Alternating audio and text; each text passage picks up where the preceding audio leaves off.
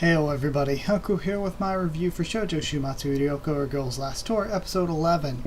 So, this one, the biggest thing for me, I love the nuko, or the cut, or the radio cat, whatever.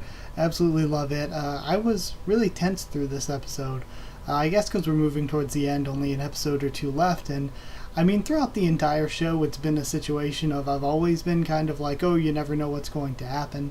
But either way, I guess let's go ahead and discuss this one from the beginning. So starting with the opening, the radio cat has actually made it into the opening. Also, it ate a bullet at the beginning, so I guess apparently it can do that. Now, but my personal guess for what it doesn't seem to match the rest of the robots and machines around. So I'm thinking that maybe it's just some sort of creature that evolved or developed to survive in this environment, because we see that most animals and plants and stuff, they've all died off. So for this thing to survive, it just developed a way to eat bullets or drink oil or whatever. So that's how it is alive and such. That still doesn't explain how it communicates through radio waves, but either way, that'd be my guess sort of for what it is. Also, Yu has been teaching it words, and it's so adorable but sad at the same time, because I'm always scared for it. I'm like, oh my god, please don't kill the nuko. But it's just so adorable, and I think it's because the voice acting for it is great. Its voice is just so sad yet adorable at the same time, and that's the sort of feeling it gives me. It's just really sort of somber in a way. But Cheeto finds a book on civilization and war, but she can't read it because it's in English. I love how the radio cat there is like, I have no use for things I can't eat. And Cheeto's like, oh my god, it sounds like something you would say. So I absolutely love the way that Radio Cat is developing into its own character.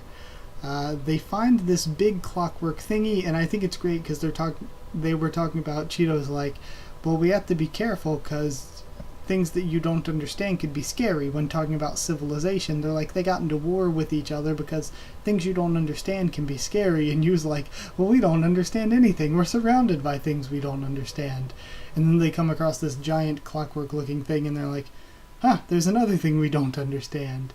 It appears to be wind powered somehow though, so I'm thinking that this entire place is sort of a wind powered area just from more stuff that we see later on. But again, it was really cool, and we have a really beautiful scene where they had that music going while they're staring off and all that. That was a really, really good scene. And it brought a lot of emotion, again, without saying anything or having to do anything big. It was emotional. So they move along. There's this collapse where a giant robot goes down. We learned that the cut can power the robot, so that's something we've learned.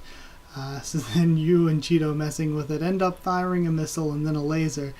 And again, it's one of those really sad, somber things, because they don't know if there were any people there or what they've destroyed or anything. So we see that they're like, that was so cool, we blew that up on Yu's part, and then Cheeto punches her, and then they think, it's kind of sad, and they have the sad music as they're just camping out with the fire off in the distance. Eventually, a sprinkler system from the upper part of the city ends up putting out the fires, but again, it was just one of those really sad things where it's like, people could have died in that, but they'll never know. We as an audience will never know. We'll never really know about any of that. And so again, it was just this really somber tone to it. Refueling the next day, the cut drinks the fuel, so they find out it can do that too. And they're going through what Chi says, it reminds me of a forest like I've seen in books. And it looks like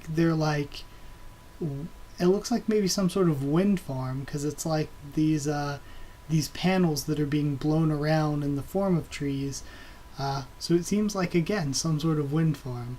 But it makes for a really, really cool backdrop, as so many things in the show have.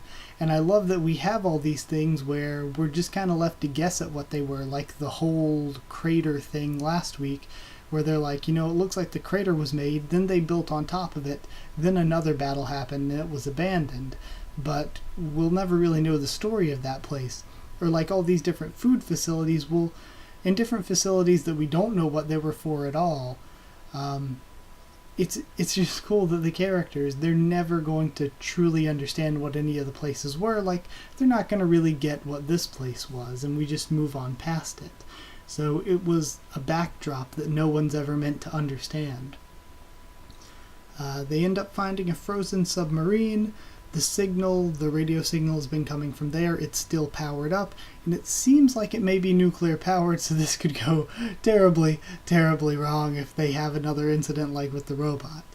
But I thought this show, and this episode in particular, was just really tense, because you never knew if one of the characters was going to end up just really screwing up or something really bad happening. You never know. It's like everything has been happy and calm, but at the same time, you never know when something bad's going to happen, and it doesn't seem at all out of the realm of possibility that something just terrible could happen at any moment.